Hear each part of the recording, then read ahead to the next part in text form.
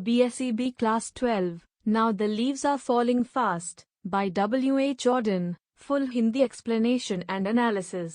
Hello learners, स्वागत है आप सबका मेरे चैनल एडिफिकेशन में। मैं हूं आपका दोस्त और टीचर नितिश उपाध्याय। आज का हमारा वीडियो है BSEB class 12 now the leaves are falling fast by W.H. Jordan, full Hindi explanation and analysis का, जिसमें हम लोग W.H. जॉर्डन की poem now the leaves are falling fast, जिसको ऑटम सॉन्ग के नाम से भी जाना जाता है, उसका लाइन बाय लाइन एनालिसिस करेंगे, देखेंगे उस पोएम में क्या क्या चीज़ें हैं। लेकिन इससे पहले कि हम आगे बढ़ें, मैं आपको एक चीज़ बता दूंगा कि अगर आप मेरे साथ किसी पोएम को, किसी कविता को पढ़ रहे हैं तो प्लीज़ सब्र के साथ पूरा वीडियो ध्यान से देखें, क्योंकि मैं बहुत सी चीज़ें ऐसी बताऊंगा आपको जो यूट्यूब पे किसी भी वीडियो में या क्लासरूम में भी नहीं बताया जाता, लेकिन जो आपका जानना बहुत ज़रूरी है। तो चलिए शुरू करते हैं हम now the leaves are falling fast by W.H. Jordan का ये वीडियो। सबसे पहले देखते हैं हम लोग कि आखिर ये जो कविता है now the leaves are falling fast, जिसको ऑटम सॉन्ग के नाम से भी जाना जाता है, आखिर ये कविता है किस बारे में। ठीक है, क्योंकि आपको काफ़ी क्वेश्चन इससे एग्जाम में भी आते हैं और लोग भी पूछ लेते हैं। तो जैसा कि मैंने आपको बता दिया, ऑटम सॉन्ग के नाम से भी इसको जाना जाता था। W.H. जॉर्डन ने लिखी है इस कविता में। उन्होंने बताया है कि ऑटम एक ऐसा वक्त है जो खूबसूरत तो है ही, लेकिन साथ में काफ़ी दुख भी लेके आता है, एक विचित्र उदासी लेके आता है। ख़ासतौर पे जब हम पेड़ों को देखते हैं, हम और आप पेड़ों से पत्ते झड़ चुके होते हैं, तो कैसा लगता है। ऑटम का जो ये महीना है, पतझड़ जिसको हम लोग कहते हैं, फॉल, एक तरीके से उदासी, तन्हाई, अकेलापन, मृत्यु और बाधाओं को दिखाता है। जीवन में ऐसी बाधाएं इनसरमाउंटेबल, यानी कि जिनको पार ना पाया जा सके। ठीक है, आमतौर पे लोग ऑटम की सिर्फ खूबसूरती दिखाते हैं, जैसा कि आप खुद आगे पढ़ेंगे। इसके बाद आपको एक पोएट्री और पढ़नी है, जॉन कीट्स की लिखी हुई ओड टू ऑटम।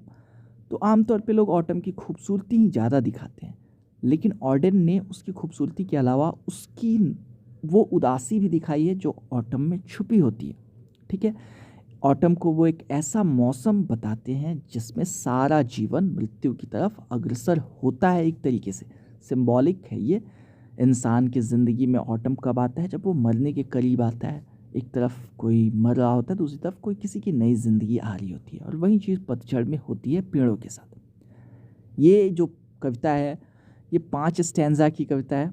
ठीक है, और हर स्टैंजा 4 लाइन का है। 4 लाइन के एक स्टैंजा को हम लोग क्वाट्रन कहते हैं यूजुअली। ठीक है, और राइम स्कीम हर क्वाट्रन की यहाँ AABB है, यानी कि किसी एक स्टैंजा, कोई भी एक स्टैंजा आपको उठा के इस कविता का दिया जाए, एग्ज़ाम में आता है ये क्वेश्चन खास तौर पे, और नहीं भी आता हो तो आपको पता होना चाहिए। अगर आपने कोई कविता पढ़ी और आपको उसका राइम स्कीम नहीं पता, तो ये बड़ी शर्मिंदगी की बात है, बहुत ज़्यादा शर्मिंदगी की बात है, क्योंकि बड़ा कॉमन चीज़ है। 8वीं 9वीं क्लास के बच्चे पूछ लेते हैं, भैया आपने ये कविता पढ़ी है, चलिए इसकी राइम स्कीम बता दीजिए, दीदी आप इसकी राइम स्कीम बता दीजिए, और आपको राइम स्कीम का अगर आइडिया नहीं है तो फिर दिक्कत हो जाती है, जो कि गलत बात है। जानना चाहिए आपको कविता के बारे में पूरा डिटेल में, सिर्फ पास करने के लिए नहीं पढ़ना चाहिए। तो राइम स्कीम के बारे में वैसे मैंने वीडियो डिटेल में बनाया हुआ है, लिंक आपको नीचे डिस्क्रिप्शन में मिल जाएगा इन चीज़ों का। तो खैर AABB, कोई भी पैरा, कोई भी स्टैंजा आपको उठा के दिया जाए तो आप कह देंगे इसकी राइम स्कीम AABB है। पूरी कविता की अगर राइम स्कीम की बात की जाए तो मैं बाद में बता दूंगा। बेसिकली AABB के बाद फॉलो कर रहा है वहीं सेम चीज़ CCDD EFF GGHH IIJJ, ये पूरी कविता का राइम स्कीम हो जाएगा। ठीक है, अब जरा पोएट के बारे में हम लोग जान लेते हैं कि आखिर पोएट है क्या, क्योंकि पोएट से रिलेटेड काफ़ी क्वेश्चंस एग्जाम में आते हैं, खासतौर पे बिहार बोर्ड में। इनका पूरा नाम था विंस्टन ह्यू जॉर्डन, W.H. जॉर्डन। विंस्टन ह्यू जॉर्डन इनका पूरा नाम था। 1907 में इनका जन्म हुआ, 1973 में इनकी मृत्यु हुई, 1948 में इनको पुलित्जर प्राइज़ मिला। उनका जो कलेक्शन ऑफ पोम था द एज ऑफ एंग्जाइटी, यानी अवसाद का दौर, एक ऐसा दौर जब लोग अवसाद में जी रहे थे, उसके बारे में इन्होंने लिखा था। तो उसके लिए इनको मिला। वर्सेटाइल और इंटेलेक्चुअली विगरस पोएट थे, वर्स ड्रामेटिस्ट थे, क्रिटिक थे, ट्रांसलेटर थे, एक्चुअली यहाँ ट्रांसलेटर हो गया, और एडिटर थे। वर्स ड्रामेटिस्ट का मतलब वो ड्रामा लिखते थे, लेकिन उसमें डायलॉग्स वर्सेस में होते थे, यानी कविताओं की तरह होते थे। ठीक है, पोएट्री को काफ़ी सीरियस मानते थे। ये मानते थे कि पोएट्री लोगों को अंदर से जगाने का काम करती है, लेकिन ये कभी ऐसा नहीं चाहते थे कि पोएट्री के ज़रिए किसी के राजनैतिक या धार्मिक विचारों को सीधा प्रभावित किया जाए। यानी पोएट्री में कुछ ऐसा नहीं होना चाहिए कि लोगों की सोच राजनीति के बारे में या धर्म के बारे में बदले अलग तरीके से। शुरू में इनकी कविताएं थी हल्का फुल्का, उसमें दिखता था कि हाँ इनका पॉलिटिक्स में इंटरेस्ट है, लेकिन बाद में जब इनकी कविताएं आने लगी, मतलब इनके जीवन के लगभग अंतिम समय में, तो इनकी कविताओं में क्रिश्चियन थीम ज़्यादा होती थी और अपना पर्सनल चीज़ें ये ज़्यादा लिखते थे। ठीक है, काफ़ी कुछ इन्होंने लिखा। ख़ास तौर पे जो होता है ना, इनका स्टैंजा का फॉर्म और मीटर काफ़ी बदलता रहता था। इनका जुनून था नए नए शब्द बनाना और साथ में आर्केक वर्ड्स, मैंने हाईलाइट किया आर्केक वर्ड्स को यूज़ करना। आर्केक वर्ड्स होते हैं जो पुराने पुराने शब्द होते हैं, पुरानी स्पेलिंग, ऐसे शब्द जो अब इस्तेमाल नहीं हो वैसा। जैसे इस कविता में भी उन्होंने एंजल की जगह एंगल लिखा था, जो कि एंजल की पुरानी स्पेलिंग है। तो इसी वजह से कई बार ऑर्डिन को समझना काफ़ी कठिन हो जाता है। 1939 में इंग्लैंड से ये यूनाइटेड स्टेट्स आके बस गए थे, इसीलिए उनकी कविताओं को दो हिस्सों में रखा गया। एक तो जो उन्होंने इंग्लैंड में रहते हुए लिखी, जिसको ब्रिटिश फेज़ या इंग्लिश फेज़ कहा जाता है, और एक जब वो इंग्लैंड से यहाँ आ गए तो उसको अमेरिकन फेज़ में रखा जाता है। इंग्लिश फेज़ की उनकी नोटेबल जो कविताएं हैं वो हैं ऑरेटर्स, डांस ऑफ डेथ, कविताएं और ड्रामा, और जैसे look stranger, Spain and another time. इनको आप याद रखेंगे क्योंकि एग्जाम में आ जाता है। वैसे एक 2 नंबर का आता है, तो इनको याद रखने से ज़्यादा ज़रूरी है कविता को अच्छे से समझना। अमेरिकन फेज़ की इनके जो इंपॉर्टेंट वर्क्स हैं वो है new year letter, for the time being, the age of anxiety, यहाँ पे एंग्जाइटी की स्पेलिंग गलत हो गई है, और द शील्ड ऑफ एक्िलीज। ठीक, ये जो कविता है now the leaves are falling fast, ये बताती है कि मानवीय जीवन में कैसे बाधाएं आती हैं और कैसे फ्रस्ट्रेशन यानी कि जो खीज है वो हमेशा एक तरीके से जब तक हम जिएंगे तब तक है। किसी ना किसी बात पे हम लोग को फ्रस्ट्रेटेड रहना ही होता है। कुछ ना कुछ प्रॉब्लम्स आती ही रहती हैं। कई ऐसे हमारे जीवन में सपने होते हैं जो पूरे नहीं होते हैं। कई बार हमें अकेले रहना पड़ता है, कई बार हम मृत्यु की तरफ अग्रसर होते हैं और बिल्कुल अकेले होते हैं। तो ये सब चीज़ें इस कविता में उन्होंने बताई हैं। चलिए अब पढ़ते हैं इस कविता को लाइन बाय लाइन, इसका हिंदी एक्सप्लेनेशन करेंगे, फिर बाद में इसका एनालिसिस ढंग से और करेंगे। पूरा वीडियो मैं आपको सजेस्ट करूँगा आप देखें ध्यान से कम एक वीडियो आप पूरा देख लेंगे तो आपको ये पता चल जाएगा कि मेरे वीडियोज़ खासतौर पर पोएट्री की आपको पूरा देखनी चाहिए या नहीं। तो आप भविष्य में देखें या ना देखें उसका डिसीजन आप इसको देख के ले सकते हैं। खैर, पहला स्टेंजा लिखते हैं, now the leaves are falling fast, nurses flowers will not last, nurses to the graves are gone and the प्रैम्स को रॉलिंग ऑन। ठीक है, कहते हैं कि पत्तियां पेड़ों से अब तेजी से गिर रही हैं। पतझड़ का जो ये मौसम है इसमें पत्तियां तेजी से गिर रही हैं।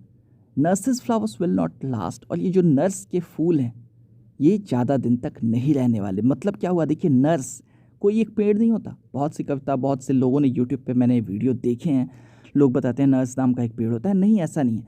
कोई भी पेड़ जो लंबा हो, तेज़ी से ग्रो करने वाला हो और जिसका सपोर्ट लेके नीचे बाकी पौधे उपजें, बड़े हो सके, उस बड़े पेड़ को नर्स कहा जाता है। यानी एक बड़ा पेड़ जिसके नीचे छोटे पेड़ बढ़ सके उसको नर्स कहा जाता है। तो कोई बड़ा पेड़ है, उसके नीचे फूलों के ढेर सारे पौधे हैं। अब उस पेड़ की पत्तियां तेजी से झड़ रही हैं, उसके नीचे जो फूल लगे हुए हैं वो ज़्यादा लंबे समय तक नहीं रहने वाले हैं। क्यों? Nurses to the graves are gone. ये जो नर्स हैं, जो पेड़ हैं, बड़े वाले पेड़, ये अब जा चुके हैं कहाँ? टू द ग्रेव्स, यानी कि मृत्यु की तरफ जा चुके हैं। एंड द प्रैम्स को रॉलिंग ऑन, लेकिन एक तरफ जहाँ ये मृत्यु की तरफ बढ़ रहे हैं, वहीं दूसरी तरफ प्रैम्स यानी बच्चों को जो लेके चलने वाली छोटी वाली गाड़ी होती है वो मज़े से लुढ़कते हुए जा रही है टहलते हुए सड़क पे। यानी कि एक तरफ मृत्यु है, दूसरी तरफ जीवन है। इस स्टैंजा को फिर से ध्यान से समझिए। यहाँ जो लीव्स है ये उम्र की बात हो रही है, यानी कि एक एक साल तेज़ी से ख़त्म हो रहा है। यहाँ पे नर्सेज हमारे बड़े बूढ़ों को कहा गया है, वो मृत्यु की तरफ अग्रसर हैं। तो उनके फूल यानी उनके जो बच्चे हैं, जो उनके सहारे हैं, वो भी कितने दिन रहेंगे? सीधी बात है कि एक समय आता है जब आपको दिखता है कि हमारे माँ बाप, हमारे दादा दादी, हमारे नाना नानी ये बूढ़े हो रहे हैं, बुढ़ापे की तरफ जा रहे हैं। ईश्वर ना करे, लेकिन ये तो अवश्यम भावी है। कभी दादा दादी किसी में से किसी की डेथ हो जाती है, तो जब उनकी डेथ होती है तो उनके फ्लावर्स यानी उनके जो बच्चे हैं, हम लोग हैं, हम भी कितने दिन तक जिंदा रहेंगे? Nurses to the graves are gone, वो लोग जा चुके हैं मृत्यु की तरफ। एंड द प्रैम्स को रॉलिंग ऑन, लेकिन उसी समय बच्चे नए पैदा भी हो रहे हैं इस दुनिया में। एक तरफ लोग मर रहे हैं बुढ़ापे की वजह से, दूसरी तरफ नए नए बच्चे पैदा भी हो रहे हैं। यानी मृत्यु और जीवन साथ साथ चलते रहते हैं। ये एक साइकिल है जो टूट नहीं रहा है। पुराने लोग मर रहे हैं, उनके जो उनको अगर नर्स मान लें हम, बूढ़े बड़े बूढ़े हैं तो वो मर रहे हैं। उनके फ्लावर्स यानी कि जो उनके बच्चे छूट गए वो भी ज़्यादा दिन तक रहने वाले नहीं हैं, लेकिन कुछ ना कुछ नया जीवन आता ही रहेगा इस दुनिया में। Whispering neighbors left and right pluck us from the real delight, and the active hands must freeze lonely on the separate knees. और जो whispering neighbors यहाँ पे basically Grimm reapers, angels of death, इन लोगों को ये डिनोट करने के लिए लिखा गया था। हर तरफ हम लोग देखते हैं एक तरीके से मौत का मतलब क्या कहा जाता है उसको, मौत की बातें छुपी हुई हैं। whispering कानाफूसी को कहते हैं, बुदबुदाहट को कहते हैं, फुसफुसाहट को। और ये सब प्लकस फ्रॉम द रियल डिलाइट, हमें जुदा कर देते हैं किस चीज़ से, असली आनंद से। इन दो लाइंस का मतलब आप समझिए। एक समय आता है आप देखते हैं कि आपके पड़ोस में या आपके दूर के रिश्ते में किसी की मृत्यु हुई, और भगवान ना करे उस वक्त आपके घर में आप देखते हैं कि आपके दादाजी भी बूढ़े हो गए हैं, फिर उनको कोई बीमारी होती है जो मान लीजिए एक तरीके का विस्परिंग नेबर है, साइन ऑफ डेथ है। और आपको ये देख के कभी डायबिटीज़, कभी ब्लड प्रेशर, कभी उनको लेके हॉस्पिटल जाना पड़ रहा है, कभी उनको देखने डॉक्टर घर पे आ रहे हैं, ये सब चीज़ें इधर उधर लेफ्ट एंड राइट, ये सब जो चीज़ें हो रही हैं plucks from the real delight, ये आपके जीवन के असली आनंद को लेने से रोक देते हैं। क्या करते हैं, आप किसी चीज़ पे ध्यान ही नहीं लगा पाएंगे। हमेशा आपके अंदर ये टेंशन रहेगी कहीं उन्हें कुछ हो ना जाए, कहीं ना कहीं एक दबी हुई सबकॉन्शियस में आपको एक डर रहेगा कि क्या कितने दिन वो हमारे साथ रहेंगे, क्या वो रहेंगे भी या नहीं रहेंगे। और इन सब चीज़ों की वजह से आप किसी चीज़ का अच्छे से आनंद नहीं उठा पाते हैं। लेकिन ये तो होना तय है एक ना एक दिन। And the active hands must freeze lonely on the separate नीज, एक ना एक दिन इंसान को मर ही जाना है। और उसके हाथ जो कि एक्टिव थे, मरने से पहले हाथ कितना एक्टिव रहते हैं, बुढ़ापे में भी हाथ कम से कम कांपते रहते हैं, हिलते तो रहते हैं, लेकिन एक दिन उन हाथों को जड़ हो जाना है। यहाँ फ्रीज का मतलब जड़ होना है। वैसे मृत्यु के बाद शरीर ठंडा पड़ जाता है, हाथ ठंडे पड़ जाते हैं, तो वो भी एक मतलब होता है फ्रीज का। तो समझिए एक तरीके से दो अर्थ निकल के आ रहे हैं, लेकिन फ्रीज का मतलब जड़ हो जाना यानी कि स्थिर हो जाना। तो वो हाथ एक्टिव से बिल्कुल कॉन्ट्रास्ट किया गया है। वो हाथ जो एक्टिव थे मरने से पहले, वो बिल्कुल फ्रीज हो गए, ठंडे पड़ गए और रुक गए एक जगह पे। लोनली ऑन द सेपरेट नी, दोनों घुटनों पे उनको रख दिया गया। जब इंसान मर गया, उसको लिटा दिया गया, उसके दोनों एक्टिव हाथ जो थे अब वो ठंडे पड़ गए हैं, रुक गए हैं, दोनों घुटनों पे पड़े हुए हैं। और ऐसा होना तय है, एक ना एक दिन सबके साथ ऐसा होता है। आगे कहते हैं, dead in hundreds at the back follow wooden in our track. Dead in hundreds at the back, अगर हम पीछे पलट के देखें तो कई सैकड़ों लोग मर चुके हैं उसी रास्ते पे चलते हुए जिस रास्ते पे हम चल रहे हैं। इन आवर ट्रैक यानी कि उसी रास्ते पे जिस पे हम हैं, उसी रास्ते पे ये लोग बढ़े थे, और वो जो अब मर चुके हैं फॉलो वुडन, और उसी रास्ते पे मर के जा रहे हैं। यहाँ वुडन के भी दो मतलब हैं। एक तो इंसान मर जाता है तो कैसा हो जाता है, बिल्कुल लकड़ी की तरह टाइट, और जैसे लकड़ी में कोई जान नहीं होती, कोई एक्टिविटी नहीं होती, वैसी। उसके अलावा वुडन का मतलब यहाँ ये है कि वो ताबूत में बंद हो जाते हैं। ठीक है, जो लकड़ी का कॉफिन जिसको कहा जाता है या कैस्केट कहा जाता है, जिसमें क्रिश्चियंस लोग आमतौर पे बंद करके अपने जो लोग मरे होते हैं उनको लेके आते हैं।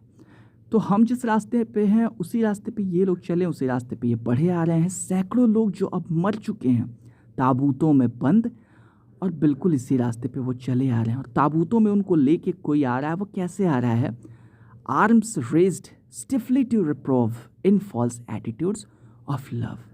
4 लोग ताबूत को कंधे पे उठा के आए हैं और बड़ा प्रेम दिखा रहे हैं कि ये मेरे चाचा थे, मेरे पापा थे, मेरे बाबा थे, मेरे दादा थे, जो भी थे, और आंसू बहा रहे हैं, उनको लेके जा रहे हैं कब्रिस्तान की तरफ। लेकिन ये प्रेम एक तरीके का नकली प्रेम है। ये क्यों नकली प्रेम है, क्योंकि देखिए क्या होता है, आप कभी किसी के यहाँ जाइए, भगवान ना करे किसी के यहाँ श्राद्ध में आपको जाना पड़े, लोग शोर मचाते रहते हैं, जरा इन्हें पूड़ियाँ खिलाओ, जरा इन्हें गुलाब जामुन खिलाओ।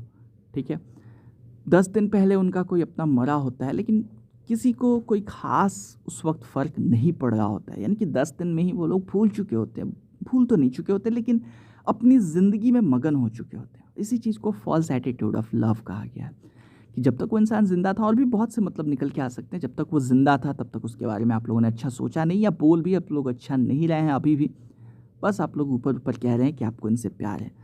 और इनके ताबूत को आर्म्स रेज्ड स्टिफली, यानी कि हाथ उठा के ऊपर वो पकड़ते हैं ना ताबूत को, जो लोग कंधे पर रखेंगे वो लोग हाथ को ऊपर उठाएंगे, आर्म्स रेज्ड स्टिफली, बिल्कुल सख्ती से अकड़ गए हैं हाथ उनको ताबूत को कंधे पर लिए और ये बातें करते जा रहे हैं प्यार भरी, लेकिन ये प्यार भरी बातें जो है वो फॉल्स हैं, नकली हैं। ठीक है, यही रास्ता है और इसी रास्ते पे सबको बढ़ जाना है।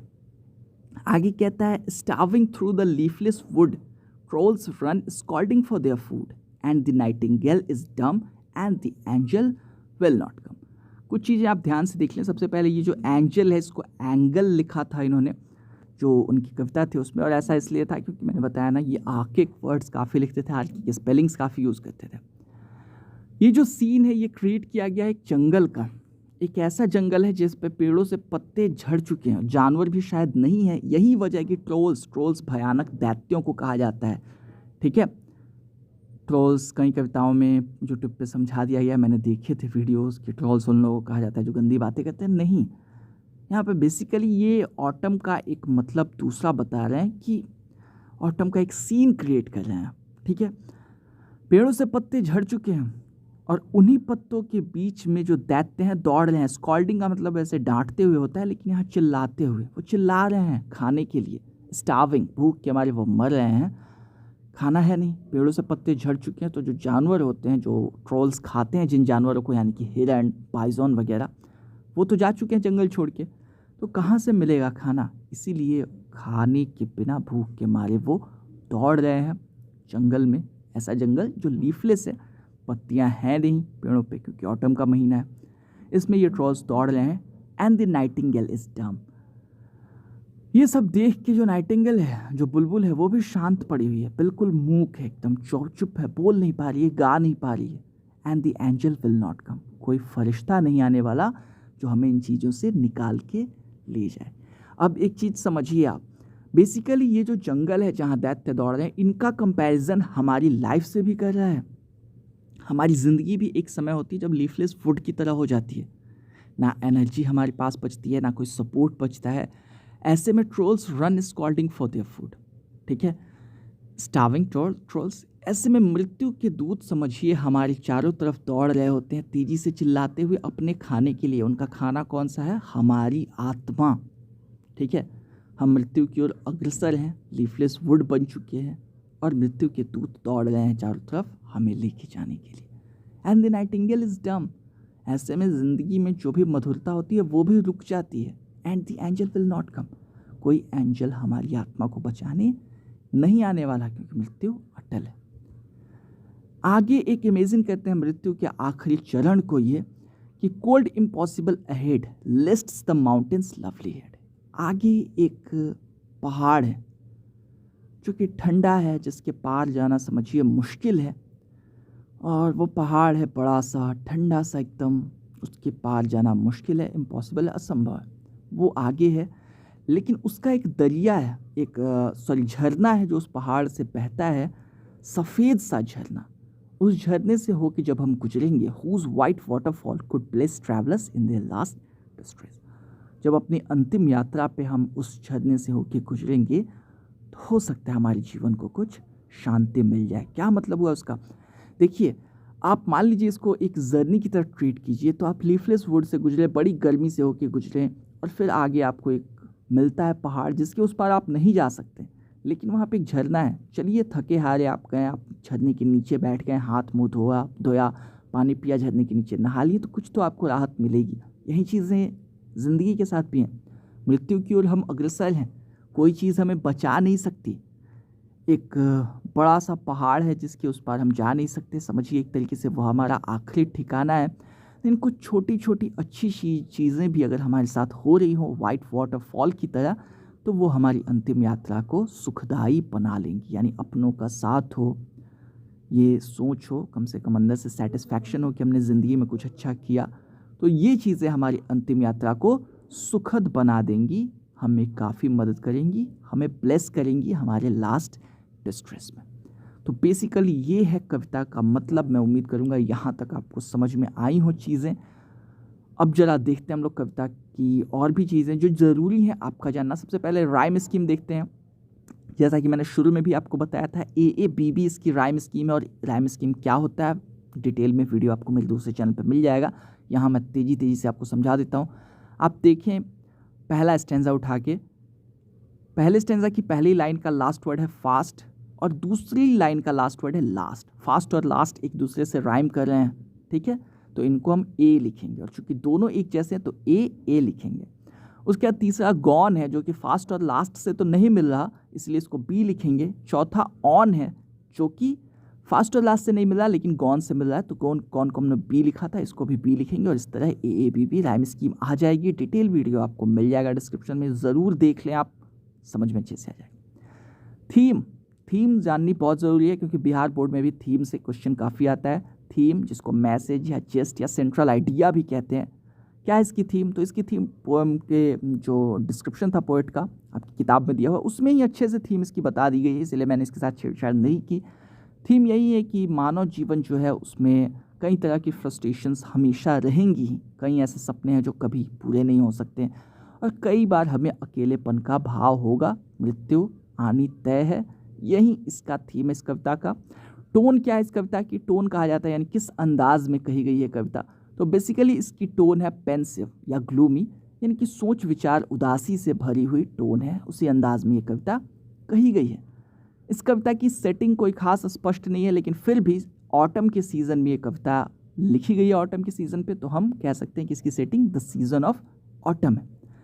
सिंबल के तौर पे यहाँ ऑटम का ही यूज़ किया गया है। ऑटम को इनएविटेबल एंड के तौर पे दिखाया गया, यानी एक ऐसा अंत जो हमेशा होना है। हर चीज़ का अंत होता है, सजीव हो या निर्जीव हो, उसी चीज़ को ऑटम के तौर पे यहाँ दिखाया गया है। पोएटिक डिवाइसेस की बात कर लेते हैं हम। कम ही पोएटिक डिवाइसेस मैंने आपके लिए यहाँ लाई हैं जो एकदम ही एसेंशियल हैं। काफ़ी सारी पोएटिक डिवाइसेस को मैंने छोड़ दिया है, जैसे एनास्ट्रॉफी वगैरह। तो बेसिकली इमेजरी का काफ़ी यूज़ हुआ है इस पूरी कविता में। इमेजरी कहा जाता है जब किसी कविता को या कहानी को ऐसे लिखा जाए कि आपके सामने दृश्य उभर के आए आँखों के सामने, तो कहा जाता है। तो इमेजरी का काफ़ी यहाँ यूज़ किया गया है। पन का यूज़ किया गया है यहाँ इस लाइन में, dead in hundreds at the back follow wooden in our track. Pun कहा जाता है जब एक वर्ड हो जिसके कोई मतलब वहाँ खास तौर पे दिए ना हो, लेकिन 2-3 मतलब उसके आ रहे हों निकल के, और उन दोनों का ही यहाँ पे वो फिट बैठ रहे हो, बेसिकली ऐसा समझिए। पन को हिंदी में वैसे व्यंग्य भी कहा जाता है, लेकिन इंग्लिश में एज अ पोएटिक डिवाइस इसके कुछ अलग मतलब होते हैं। जैसे वुडन के यहाँ 2 मतलब हैं, एक तो वुडन ताबूत में बंद, और एक वुडन का मतलब बिल्कुल लकड़ी की तरह निर्जीव और सख्त, मरने के बाद इंसान का जो हाल होता है, तो ये पन है। अच्छा, मैं आपको फिर से बता दूं, सारी पोएटिक डिवाइसेस के वीडियो बहुत डिटेल में आपको मिल जाएंगे मेरे दूसरे चैनल पे, लिंक नीचे डिस्क्रिप्शन में है प्लेलिस्ट का। आप उनको देख के ये कविता अगर फिर से पढ़ेंगे तो बड़ा आनंद आएगा, मैं सच बोल रहा हूँ, ट्रस्ट में बहुत मज़े आने वाले हैं आपको अगर आप पोएटिक डिवाइसेस को देख के आते हैं तो। ठीक है। एनाफोरा कहा जाता है बेसिकली जब कोई वर्ड हो या पेयर ऑफ वर्ड्स हो या ग्रुप ऑफ वर्ड्स हो, लगातार 2 लाइंस की शुरू में आए तो, जैसे यहाँ नर्स 2 बार आया है शुरू में, दूसरी लाइन के और तीसरी लाइन के, तो ये एक तरीके का एनाफोरा है। और क्लियर एनाफोरा यहाँ है इस स्टैंजा में, एंड द तीसरी लाइन और चौथी लाइन में आया है, तो ये एनाफोरा का एग्जाम्पल है।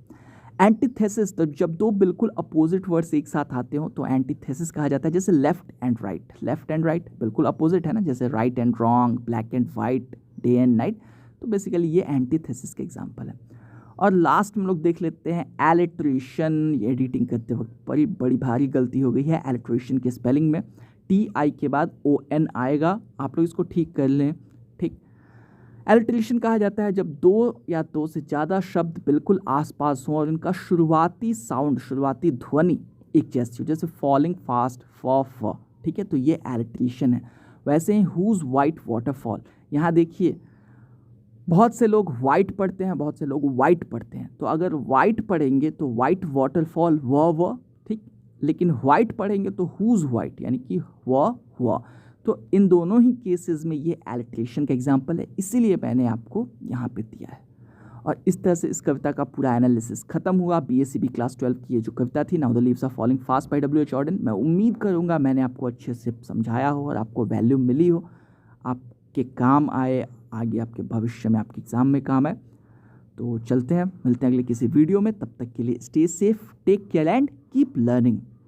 End of the video. BSEB Class 12. Now the leaves are falling fast. By W.A. Jordan. Full Hindi explanation and analysis. उम्मीद करता हूँ आपको ये लेसन समझ में आया होगा। अगर ऐसा है तो प्लीज़ लाइक का बटन दबाइए वीडियो अच्छा लगा हो तो, और साथ में नीचे कमेंट करके हमें ज़रूर बताइए अगर वीडियो नहीं पसंद आया, या आप ये भी बता सकते हैं कि आप आने वाली वीडियोज़ में क्या चाहते हैं। शेयर ज़रूर कीजिए अपने दोस्तों के साथ अगर पसंद आया हो, और सब्सक्राइब ज़रूर कीजिए हमारे चैनल को।